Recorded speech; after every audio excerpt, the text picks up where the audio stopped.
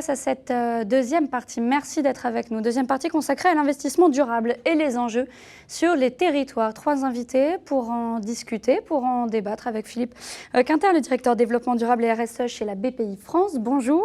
Erol Cohen, avocat du cabinet Leplay et puis associé praticien à Mines ParisTech, spécialiste du droit des sociétés à mission. On en parlera avec vous justement de ces fameuses sociétés à mission dans un instant. Et enfin, troisième invité, Philippe Zawati, directeur général de Mirova, donc cette filière de Natixis, société de gestion spécialisée dans l'environnement responsable. Merci, bonjour, Monsieur Zawati, d'être avec nous. Ma première question pour Monsieur Quinter, on parle beaucoup, on vient d'en parler d'ailleurs dans cette première partie, du plan de relance du gouvernement annoncé par Bruno Le Maire, le ministre de l'économie. Quelles sont les missions chez vous, chez BPI France? Quelles sont vos missions et vos actions? Alors c'est vaste, hein, votre question elle est extrêmement vaste puisque BPI France, déjà dès le début de la crise sanitaire, a été sur le pont totalement, hein, puisque nous avions 5 à 6 000 appels par jour d'entrepreneurs, tous les jours, quand ça a démarré, qui demandaient effectivement d'être aidés, d'être conseillés, etc.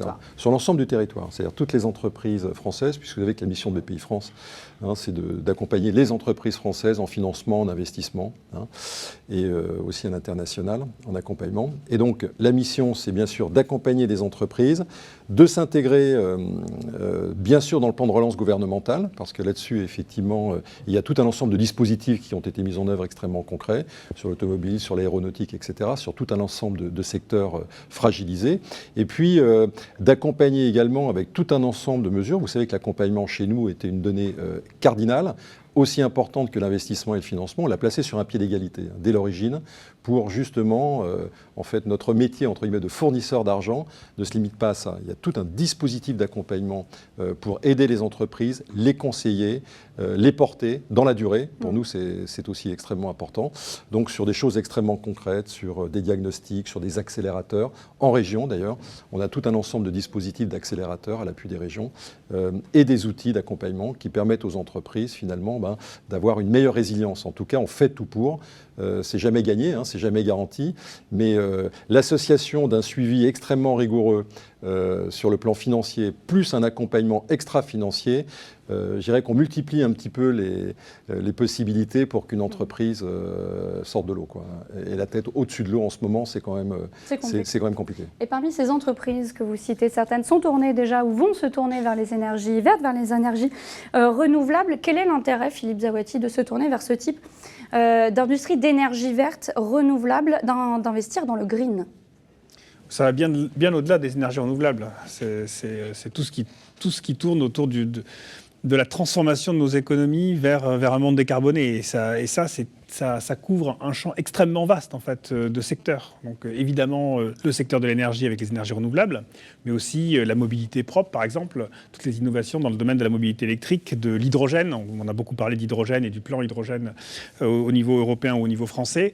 Mais il y a aussi des innovations dans l'agriculture, dans l'agroécologie, dans l'économie circulaire, dans les nouveaux modes de distribution et de consommation. Donc on a un vaste champ d'investissement aujourd'hui possible qui offre des opportunités. Et donc on n'a plus aujourd'hui cette distinction, cette problématique de se dire si j'investis vert ou durable, je vais investir de façon moins performante ou avec moins de rentabilité.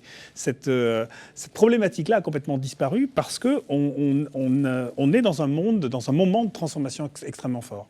Et tout l'ensemble de notre pays, l'ensemble des territoires sont vraiment concernés par cette problématique. Bien sûr, parce que ça couvre, encore une fois, parce que ça couvre effectivement un champ très large, et aussi parce que une bonne partie de ces nouveaux sujets sont des sujets très locaux. Sur l'énergie, évidemment, on va vers une relocalisation de l'énergie et une dissémination de l'énergie sur l'ensemble du territoire. Avec la mobilité, on est sur des sujets qui sont très, très proches du terrain, qui sont des sujets territoriaux. Quand on parle d'économie circulaire ou de nouveaux modes de distribution en circuit court, on parle effectivement de sujets extrêmement territoriaux. Et évidemment, à cela s'ajoute la grande tendance à la relocalisation qui viendra peut-être couronner cette crise. Ces thèmes, l'environnement, le RSE dont on parle beaucoup, est-ce que toutes ces nouvelles thématiques, Erol Cohen, est-ce que ces nouvelles thématiques, elles vont impacter de manière durable notre société, nos entreprises, nos PME, tous les acteurs locaux au sein de notre territoire ? Je pense qu'on a une chance aujourd'hui, c'est-à-dire que cette chance, c'est que sur les deux constats qu'on vient de faire aujourd'hui, la nouvelle définition de l'entreprise vient d'arriver. Et justement, cette nouvelle définition de l'entreprise, c'était une entreprise qui, antérieurement, elle, ne pensait qu'à elle-même, et aujourd'hui qui va penser vis-à-vis de ses parties prenantes, vis-à-vis de son écosystème. C'est là où on va retrouver effectivement cette force et la pérennité des engagements qu'elle pourrait prendre, notamment vis-à-vis de ses parties prenantes que pourrait être le territoire. Et ça, c'est la force que peut avoir cette nouvelle invention qui est la société à mission aujourd'hui. C'est-à-dire qu'est-ce qu'elle va faire, cette société ? Elle va permettre dans un premier temps de définir 3 conditions, c'est-à-dire de dire dans un premier temps, dites-nous qui vous êtes. Qu'est-ce qui guide votre stratégie ? Alors, on va définir une raison d'être, c'est ce qu'on entend beaucoup dans la presse aujourd'hui avec cette raison d'être. L'article 835 du Code civil. On va lui dire dans un deuxième temps, quel est votre futur ? Où est-ce que vous voulez aller ? Et là, on va se dire, on va pouvoir parler de social, d'environnemental, d'innovation.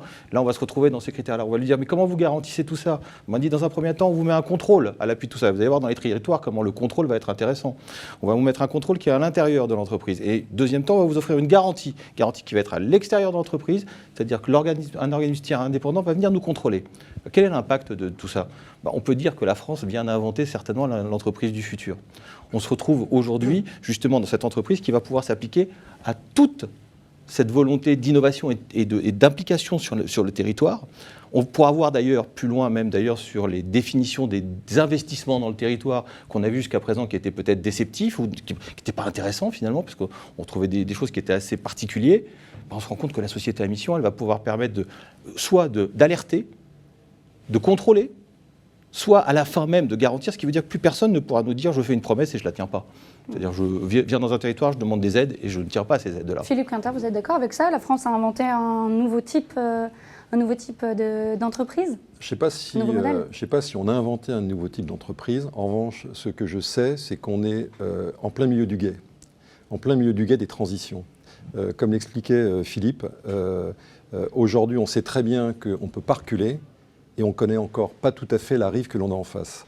Et donc les entreprises doivent faire face à tout un ensemble d'enjeux, mais qui sont colossaux. Le sujet de la transition écologique et énergétique, donc tout ce qui est autour de la lutte contre le réchauffement climatique, qui n'est pas facile pour les entreprises. Pour une TPE, pour une PME, ce n'est pas natif. Comment j'intègre ce sujet dans mon business ? Comment j'oriente mon activité par rapport au plan de route, au 1,5 degré, la trajectoire 2030-2050 ? Tout ça, ça peut paraître abscon. Je pense qu'on a un rôle, mais énorme. Oui, on dessine les contours de la nouvelle entreprise. C'est ce qui est en train d'être fait. On ne sait pas quels sont, on ne sait pas quel format, mais en tout état de cause, on voit à peu près l'orientation. Et tout l'enjeu pour nous, et là je parle effectivement pour BPI France, mais pas que, c'est je dirais la communauté financière, c'est de la pédagogie, c'est d'accompagner les entreprises pour justement qu'elles intègrent au cœur de leur business, c'est-à-dire dans leur modèle d'affaires, mais opérationnel de tous les jours, mais dans leur stratégie aussi, parce qu'il faut que ce soit porté.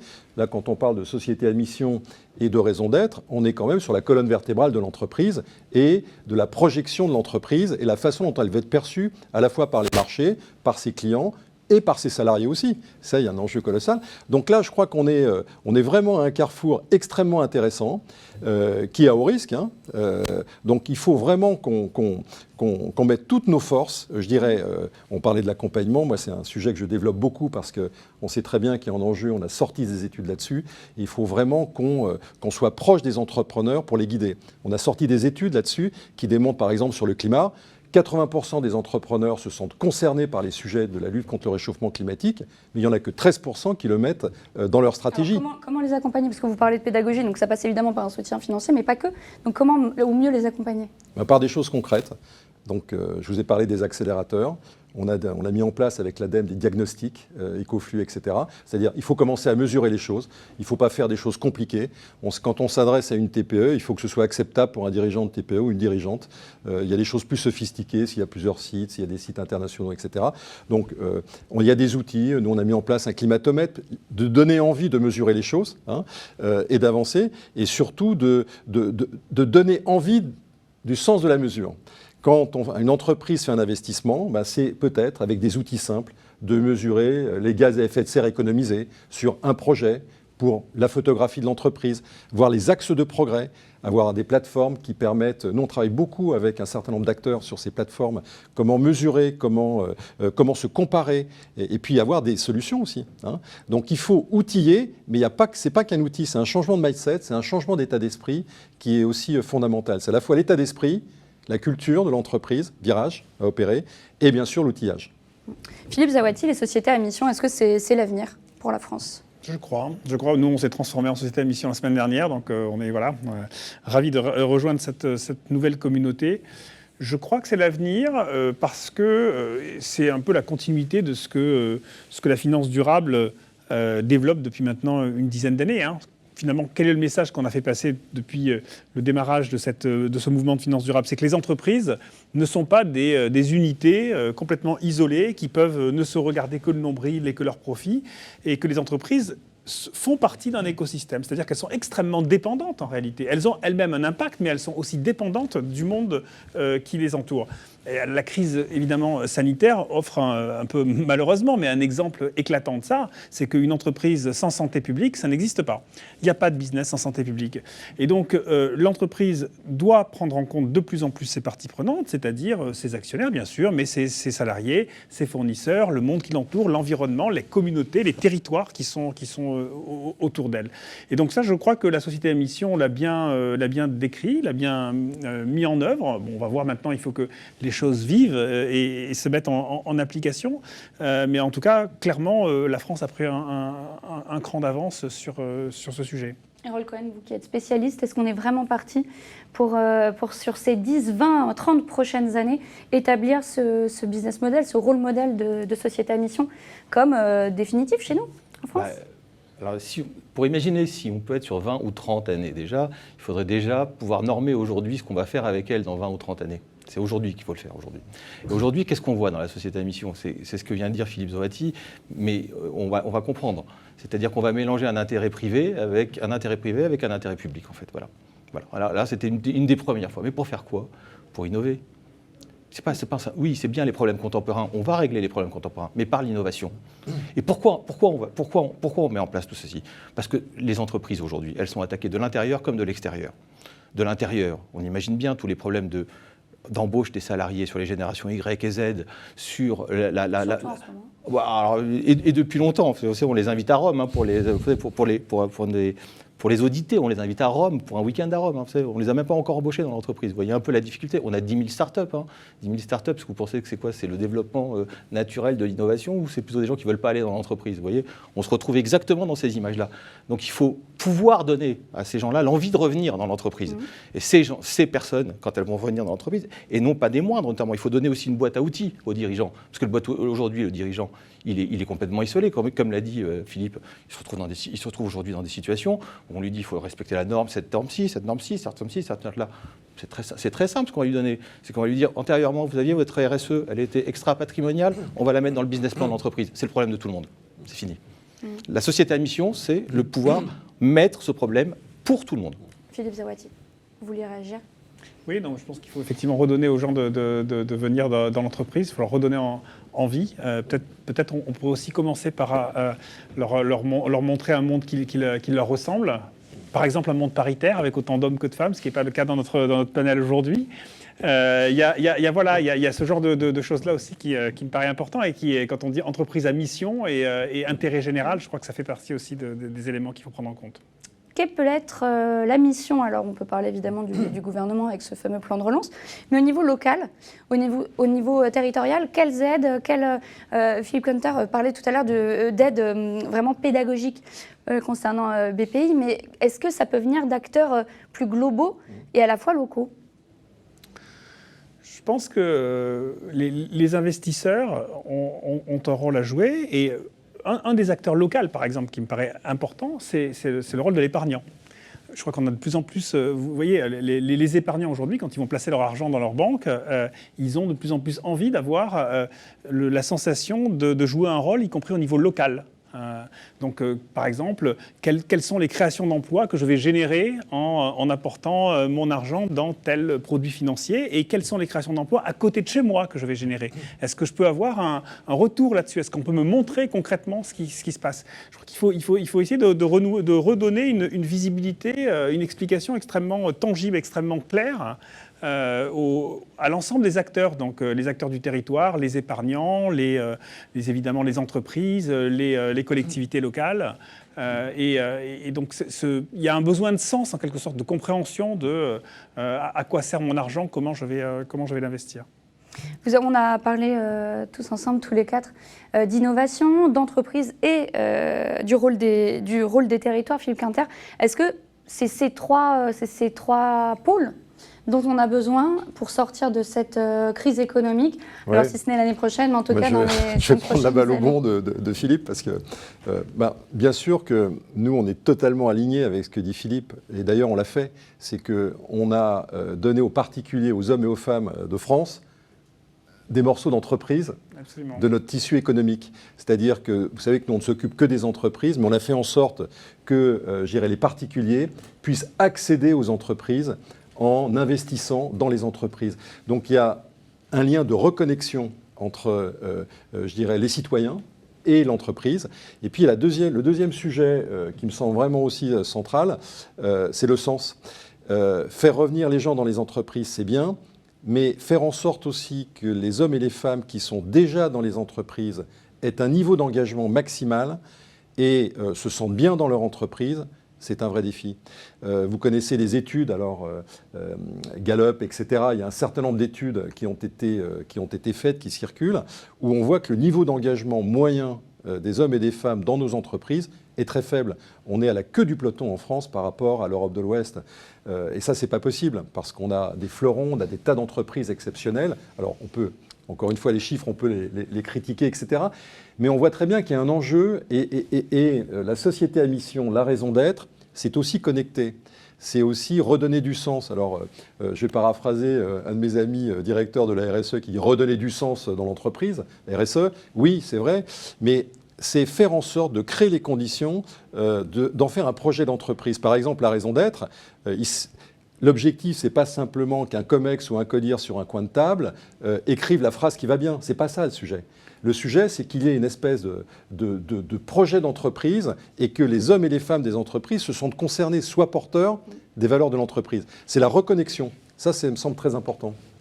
Regardez ce qui se passe au niveau du collectif pour un réveil écologique. Hein. Ces jeunes étudiants de grandes écoles et d'universités qui se sont réunis et qui portent ce message-là, qui disent « Nous, on ne veut plus aller travailler dans des entreprises qui ne mettent pas le sens, l'intérêt général comme une de leurs valeurs fortes ». Et donc aujourd'hui, vous allez avoir de plus en plus de difficultés pour les entreprises qui n'ont pas compris ça, vont avoir de plus en plus de difficultés à recruter demain. Ça, c'est une évidence. Mais je peux compléter, moi, sur un bon sens aujourd'hui, avec les sociétés à mission, les raisons d'être. Il y a plus de 3 millions de personnes aujourd'hui qui sont sous couvert de sociétés à mission et de raisons d'être. Il y a à peu près autant de salariés qui ont été interrogés, parce que vous avez qu'à lire les journaux. Hein, tout le monde vous dit j'ai interrogé 200 000 salariés. On n'a jamais autant interrogé les salariés. Hein. Jamais. Hein. Alors je vais vous dire, là, aujourd'hui, c'est le complément. Parce qu'ils sont en télétravail. Ils ont plus le temps de répondre. Alors, quand ils sont en télétravail, ils ont d'autres problèmes quand ils sont en télétravail. mais je crois que là, vous avez raison. Il y en a qui ont fait le travail pendant le confinement. Et ceux-là, quand ils sont sortis, ils nous ont dit on a interrogé 230 000 personnes. On se demandait comment. Enfin, voilà, c'est vrai, en tout cas. Peut-être pour rebondir, aujourd'hui, une entreprise, sa valorisation, la valo d'une entreprise, sa valorisation, 60 à 90%, c'est d'immatériel. Donc c'est de l'image, c'est de la marque, c'est de la compétence, c'est des savoir-faire, etc. Ça a changé diablement. Hein. Et ça veut dire que là, ce sont des leviers, ce sont des opportunités. Ça veut dire que si on sait faire en sorte que et aider les entreprises, est-ce qu'elles bougent les leviers de la bonne manière, etc., pour créer de la valeur, c'est de l'innovation, c'est de la création de valeur, c'est du sens. Il y a beaucoup de valeur derrière et on voit très bien que là, on va vers la performance sur ce genre de sujet. Donc il faut donner un peu le goût à la remise et au travail sur ces fameux leviers, quoi. Et on va observer ça sur ces prochains mois, sur ces prochaines années. On va s'arrêter là sur ce thème. Merci Philippe Quinter, merci Philippe Zawati et Erol Cohen d'avoir été nos invités. On marque une toute petite pause. Rendez-vous dans un instant. On s'intéressera à l'hydrogène, nouvelle Eldorado territorial. À tout de suite.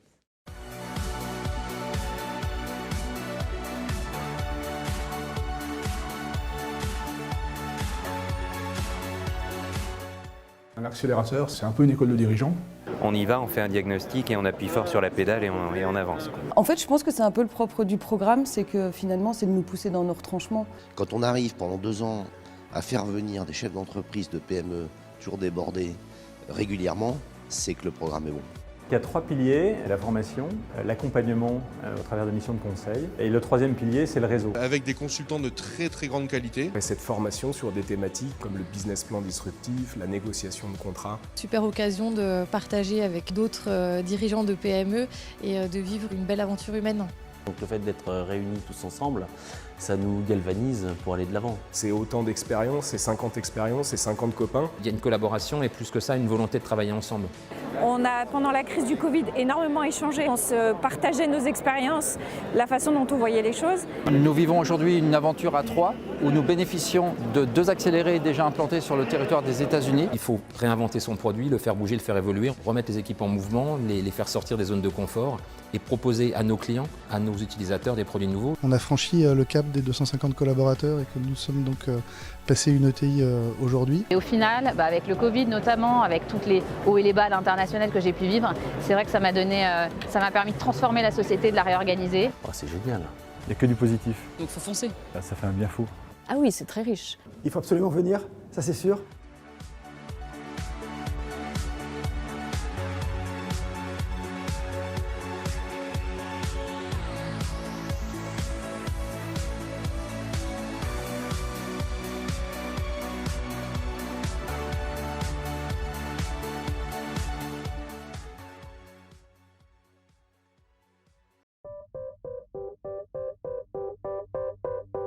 Vous souhaitez diversifier une partie de votre épargne sur les marchés actions en investissant sur des entreprises liées à des thématiques environnementales. La Caisse d'épargne vous propose Mirova Europe Environnement. Avec Mirova Europe Environnement, recherchez la performance à long terme à travers une sélection d'entreprises européennes liées à des thématiques jugées porteuses.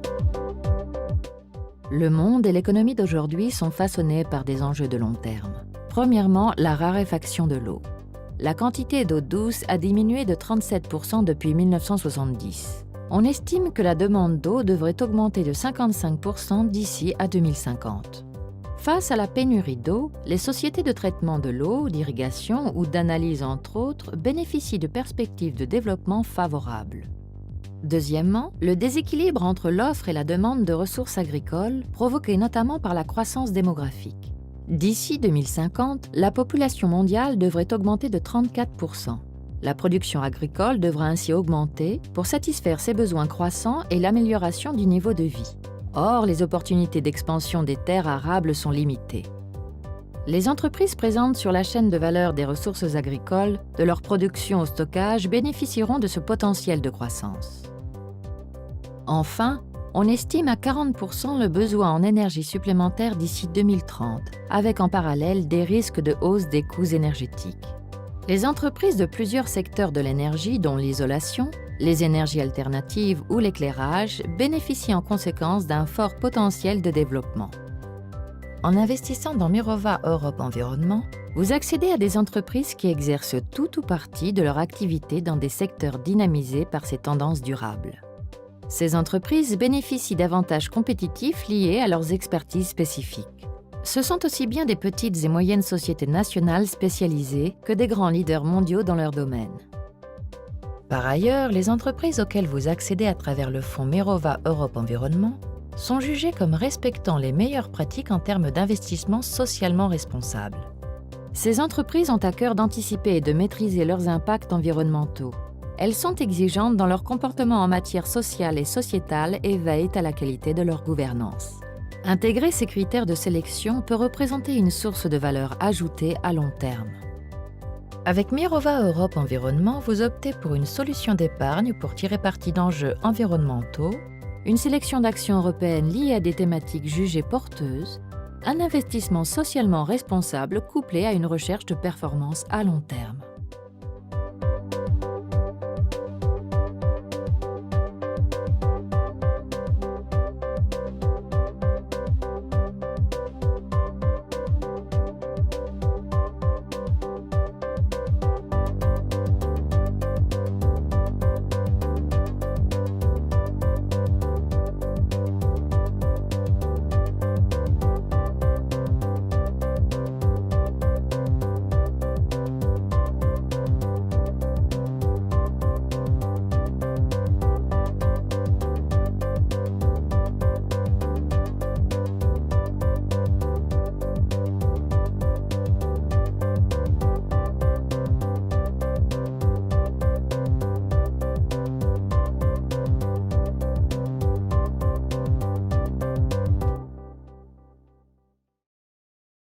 Bonjour à tous et bienvenue dans la matinale de l'entrepreneur, votre rendez-vous innovation, développement économique et enjeux du digital sur TV Finance. Chaque mardi et jeudi, la matinale de l'entrepreneur met en lumière une société, un projet, des hommes et des femmes qui font l'entreprise d'aujourd'hui